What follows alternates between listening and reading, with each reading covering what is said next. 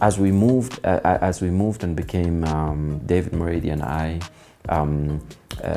Audio Vault / Blue Zebra. Then we moved into Kenyan, the second chapter. Tell us about Kenyan, the second chapter. Kenyan, the second chapter, basically just it was the next phase of urban music, you know. And because the first chapter had 13 artists, we said we're going to look for another 13 artists, put them on this.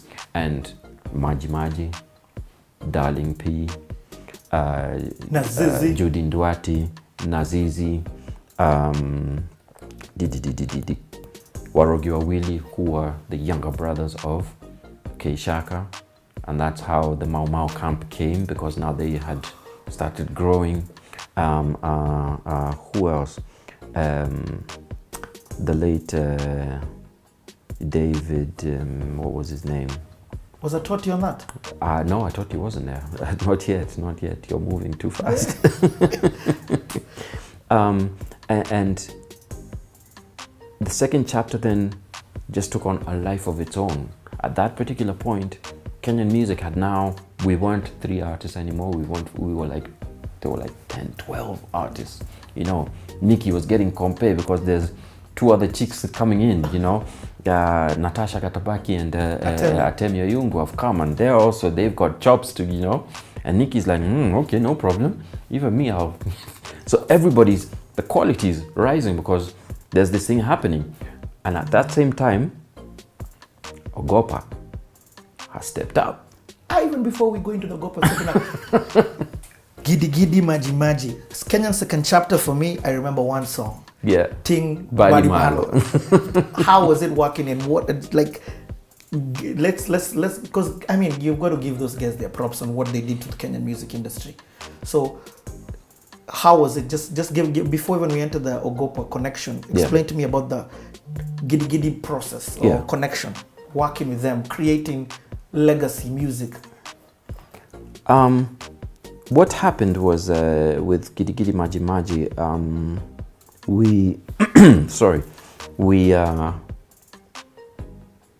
I realized that it's not just urban.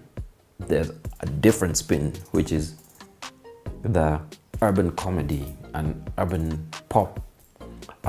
So Gidi came with a Luo swing to it.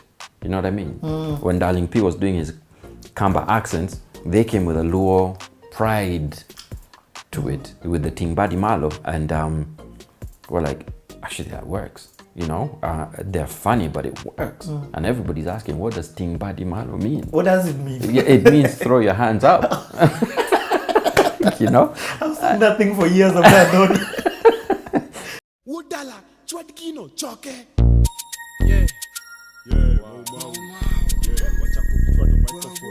From Dandora, Wadhinya ka Nairobi, cheki sino, Mombasa, MajiMaji, hey yo,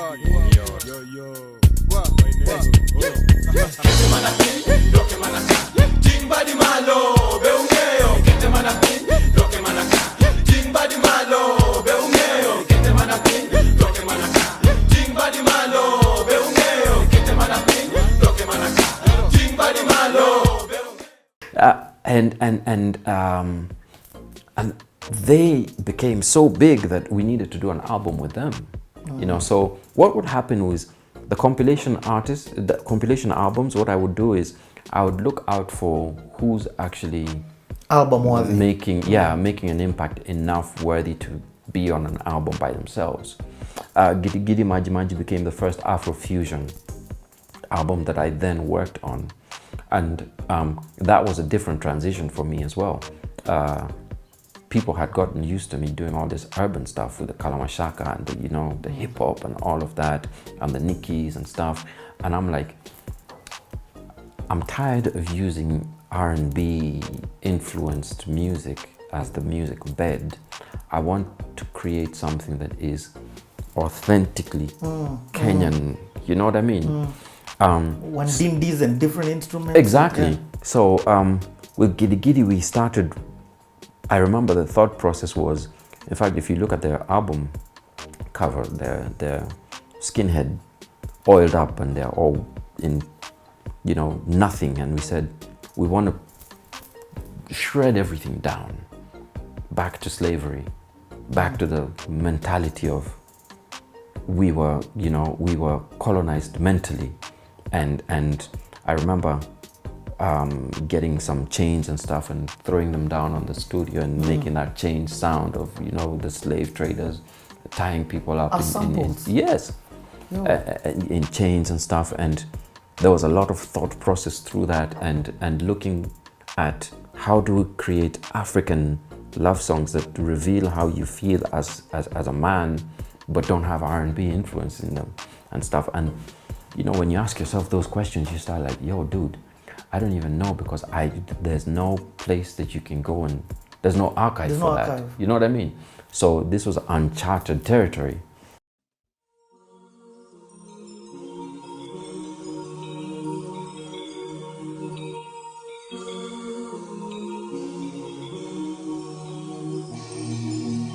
Orukendo ru piny maru gimage Orukendo ru piny maru gimage Orukendo ru piny maru gimage Orukendo ru piny maru gimage Orukendo ru piny maru gimage Orukendo ru piny maru gimage Orukendo ru piny maru gimage Orukendo ru piny maru gimage Pesa mana mari Dear no, mano mari, ya wandiga, mano mari, mano mari.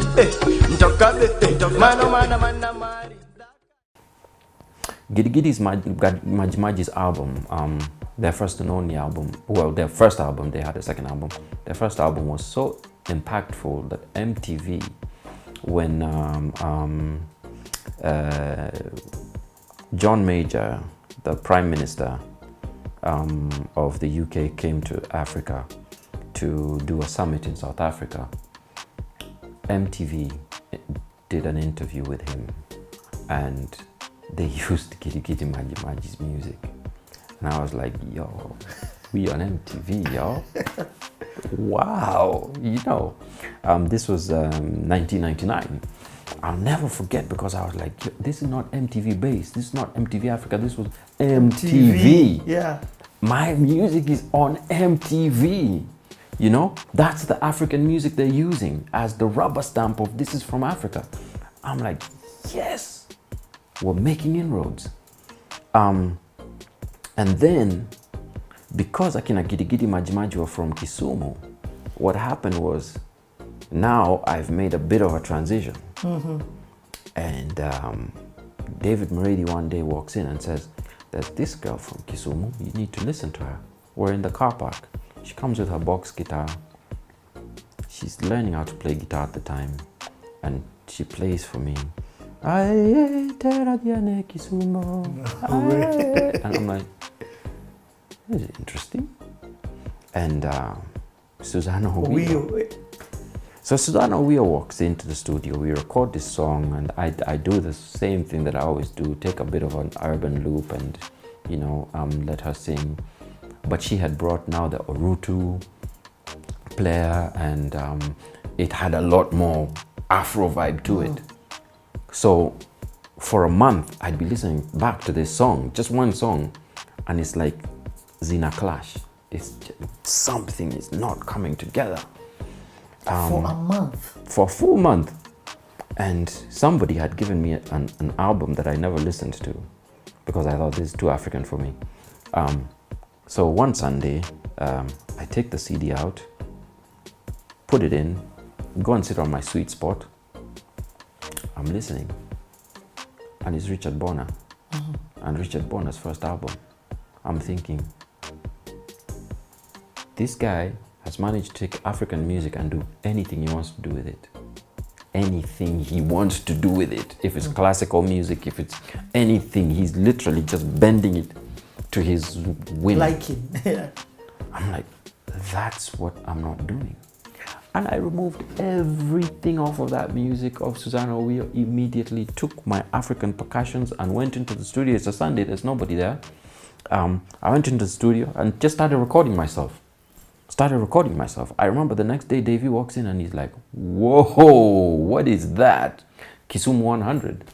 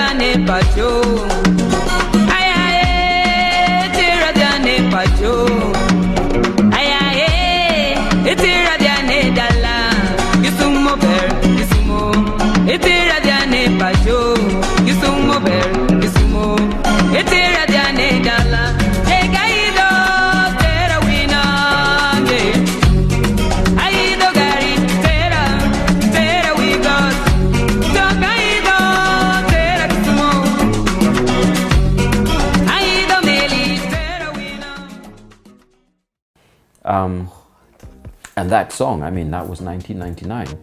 We're in 2018. It's still being played. Yeah. And then, because now I had gotten that thing of you can actually take African music and do whatever you want to do with it. One day, Wicky Mosh walks into the studio with Maji. And how do Wicky Mosh? Let me tell you, Wicky Mosh, God bless his soul, came with akalas.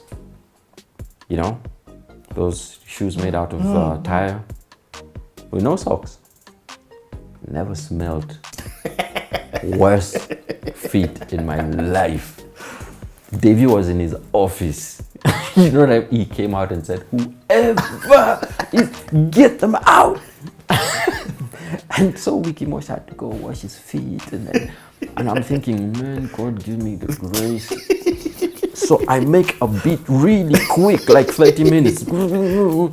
And he does this thing. And then Nyako Morokai, and I'm like, whoa. And all I had to do was keep that Luo vibe.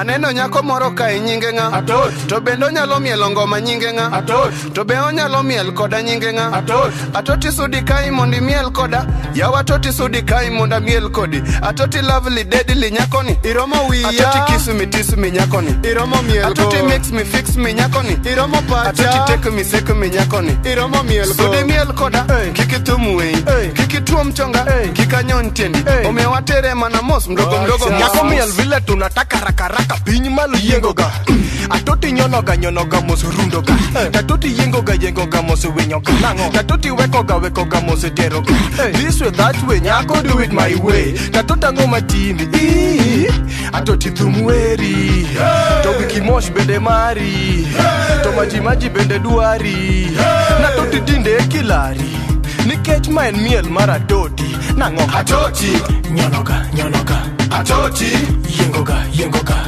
Atoti rundoga Atoti winyoga Atoti. So even if you listen to that song to date, it has a very hard Luo vibe to it. It's not raga, it's just a Luo groove to it. And we said, let's just keep that there. And again, 99, 2018, people send me videos of that song. I'm like, dude, okay, every Saturday night, somebody must send me a video of that song. Oh, we're listening to Atochi in the club, yeah. I'm like, thank God, you know? The music has transcended time. So that transition for me was very important. And it took me to the next phase of my career, which was now working with the real Afrofusion artists. Because now the real African musicians started popping up. And the French Cultural Center said, oh, we love what you're doing. Can you now work with Unasi, Abim Dunia, do a full album for Susanna Wio, do a full album for Chingabura. And these were full albums. And then now French Cultural Center said, actually, alongside other European institutions, Mercedes-Benz included, we're going to take all these guys that you've now done with Afro music, real Afro music, onto a European tour. And we ended up, Unasi, 6 guys plus their band, which is 11. Susanna Wio, Achieng Abura, Abim Dunia, all of them on one tour together. So literally nearly half a plane, you know, of musicians going a full summer around France and Germany. And I thought to myself, wow, finally, people are paying attention. People are listening. We've got a sound. Man, Ted, let me say something. And I'm touching on this thing of you taking the African sound. What's happening now in Kenya is a lot of Nigerians coming here. But you took Kenyans to Nigeria. Yes. Tell us that story. Well, so Kalamashaka is doing this tafsiri thing and hip hop and everything, and it's transcended beyond just Kenya. It's gone to the whole. It's touched the African footprint. And what happened was Benson and Hedges then said, we're doing a massive concert in Nigeria, but we want these guys to be our representatives as the Kenyan musicians. And we get to Nigeria, and as we're used to, you know, Kenyans, we're used to 3,000 people in a hall. 3,000, we are like, yo, it was lit. My friend, we were performing to 150,000 people in Lagos. 150,000. I remember Keishaka walking onto that stage, and they were ahead of me. They all froze, like when they saw the sea of people. It was unbelievable, and we're like, oh my God, you know, this is it. If you fast forward to what's happening now, instead of Kenyan musicians taking over that Nigerian market, it's the Nigerians coming to perform to the 3,000 people here. You know what I mean? And it's still the 3,000 people. It hasn't. We've not got to do that. It hasn't increased. So yes, there is something that the younger musicians are doing wrong, and sadly, when you're a young musician, you're also very hard-headed. So I was also hard-headed. It's hard to listen to people. It's easier to make mistakes yourself until you figure yourself out, as opposed to somebody coming and telling you, you know what, maybe what you're doing is wrong, try this direction. Another thing, and I want to touch now with your Ogopa. Yeah. People don't know that Nameless's first song was actually recorded by you. Yes. Nameless and Wahoo. And Wahoo. So tell us about that transition. Even I know there's something about how you lengered Isa or something like that. Yes, but into the introduction of now, I think I would say your first competition urban-wise being Ogopa. So remember at that time when Ogopa was coming out, I'm easing my foot off the accelerator because I'm tired of urban. I've done it. I'm just like, I'm moving more into the afrofusion, and people are like, you know, but we want urban. And Ogopa is like, well, I'm a DJ. I'll make the urban. And he starts making the urban. Now, I refused to work with Bebe Cool. I refused to work with Isa because they were the urban sound. That was the only reason. They were the urban sound. And I'm like, I don't want to be typecast into this urban sound. I've done it. I'm tired, you know. And I've got enough urban musicians. I want people who are doing something different. Nameless walks in during a talent search. He wins the talent search, and I record Mega Rider with him.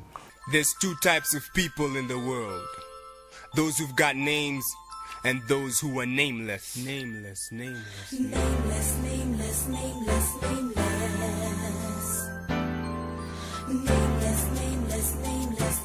I got no fame and I got no name.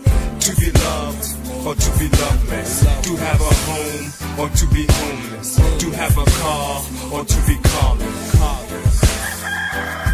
Asubuhi na mapema naamuka ninaoga nauliza mirror mirror on the ukuta, what do I need? Ongeza mafuta, weka marashi so that I nukia. You never know, I might meet my malkia. Chukua longi, piga pasi, sasa ni laini, wapendeza. Napanda basi kwani sina gari. We are going to the city, wololo, shosho, gombaro. Anataka kiti, mpeni nafasi, asante. Heshima kwa wazazi, tumefika mwisho wa safari. Ala, conductor, anakuja kunisumbua, eti anataka pesa. Mega rider, I got a mega rider. Mega rider, I got a mega rider. Mega rider, I got a mega rider. Mega rider.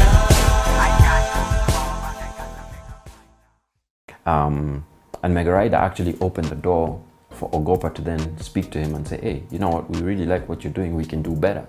And Nameless is like, actually, this guy's beat is a bit too slow for me. I want something that's more urban, more upbeat. And I'm like, by all means, I was just opening up doors for you. If that's where you want to go, I don't have a contract with you. We're done. Kaz as well. She was also part of the people who won the competition. She was part of the people who won the competition. And a great singer-songwriter called Murani. Who, if Murani is watching this, I'm still embarrassed on your behalf, son. Because Murani actually got a scholarship to Berklee School of Music. And he's a banker. I know, but he sang on one of my songs. I like Morani. Dude. Amazing musician. No, I still have feelings about that, man. Because I was like, this guy is gonna go places. So there was that whole Ogopa vibe happening. And so at this time, you were on your afrofusion vibe. I'm on the afrofusion vibe. And then I'm on the afrofusion vibe. And my business partner, David, one day says, look, there's a guy who's been camped at the gate for 2 weeks every day. At least have a heart. Listen to him so he can go. And Wairi Polijo. I listened to the first 30 seconds and I knew, hit. He's urban, but he's different. Wairi sounded like Donnell Jones in Swat. Whoa, nice. And I'm like, yo, this we don't have. This we can work with.